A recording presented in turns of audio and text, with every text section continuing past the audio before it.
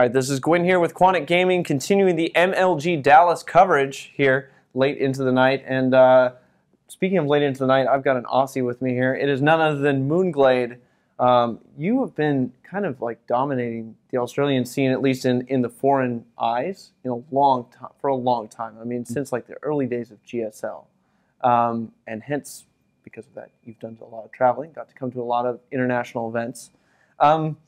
Is this your, is MLG one of your favorite events? What do you think of this one? Well, actually, this is my first MLG ever, and so far it's been really good. It's got a huge playlist and a huge crowd, and it's really well done, and I'm very impressed with it. It's definitely becoming one of my favorites. What do you feel about the field at this MLG? I mean, is this one of the hardest fields you've seen? Yeah, there's an amazing amount of Koreans here. It really blows my mind that they all come to MLG like this. Yeah. But it's really interesting, and it's got all the best players, so it's fun to watch. Any thoughts on the Kesper players? Yeah, they're definitely adding all kinds of talent and making it a lot more interesting. Rain and Flash being here is really cool. I really respect their play, and it's really exciting to see them play in real life. Yeah. I had one question that's kind of specific to the fact that you're Southeast Asia server. Oftentimes the metagame of a server is sort of different than other servers. Right. Do you feel that maybe a different metagame playing on the Southeast Asia server has shaped your play in a different way? Because I mean, you play in a lot of international events. So if you're playing back home and then you come to an international event, you run into guys from EU, NA, KR. What is sort of the big differences in play for the different servers?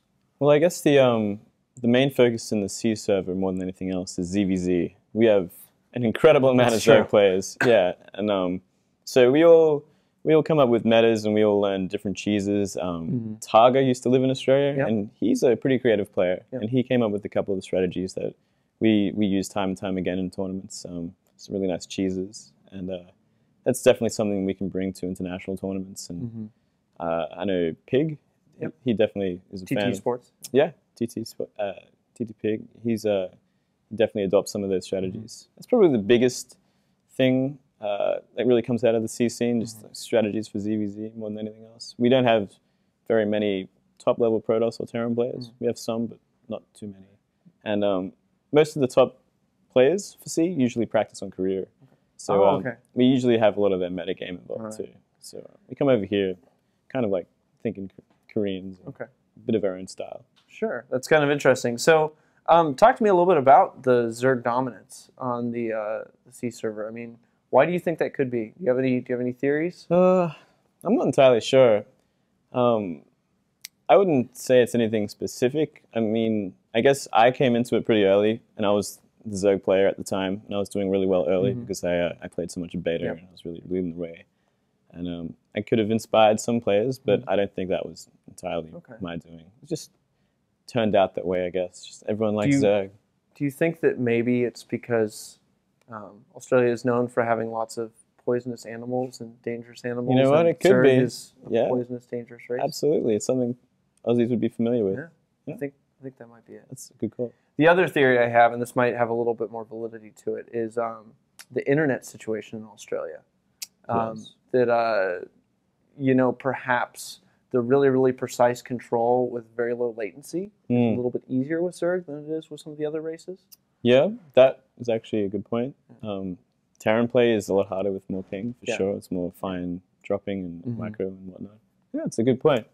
I definitely can agree with that. All right. Yeah. So, now that we're all in the U.S. and you guys are playing here at MLG, ping's not an issue, and isn't that great? It's amazing. I love it every time. Well, we'll have to see. You're seeded into Winners Round 5, which means you play Minchel, MC. Unfortunately. How do you think that series is going to go?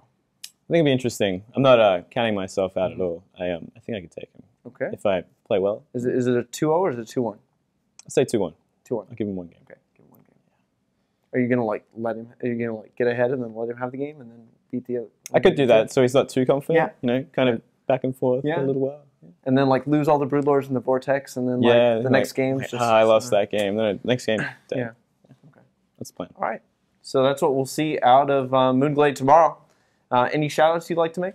Just shout out to my team, Gamecom NV, sponsored by Plantronics, Horizon, and Frag Labs. Awesome.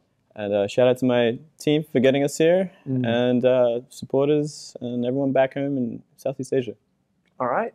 With that, this is Gwin with Quantic. Signing off. We'll have more content coming from MLG Dallas in the coming hours.